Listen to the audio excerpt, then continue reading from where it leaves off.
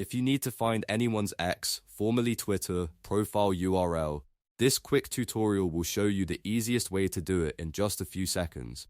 Whether you want to share someone's profile, save it for later, or copy it for research, this method is simple, free, and works right inside your browser. If this video helps, please hit the like button and subscribe for more fast tech tutorials. Alright, let's get into it. First, log into X on your web browser. You can use any modern browser like Chrome, Edge, or Firefox, and make sure you're signed into your account so you can search normally. Once you're in, go to the search bar in the top right corner of X, type in the person's name or handle that you're trying to find. If there are multiple results, look closely at the profile photo, username, and bio to make sure you're selecting the right person. After you find the target profile, click on it to open their profile page. This is the key step because the profile page contains the exact X URL you need.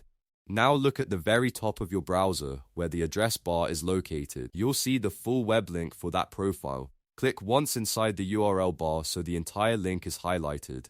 Then press Ctrl and C on Windows or Command and C on Mac to copy the link to your clipboard. If you prefer, you can also right-click and choose Copy.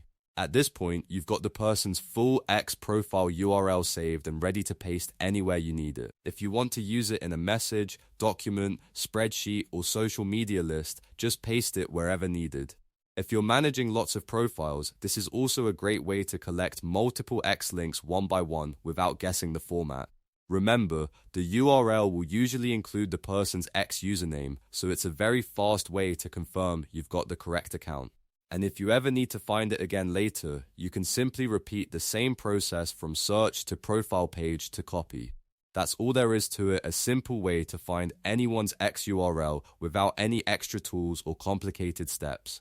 If this tutorial helped you out, make sure to like the video, subscribe to the channel, and turn on notifications so you never miss the next quick guide.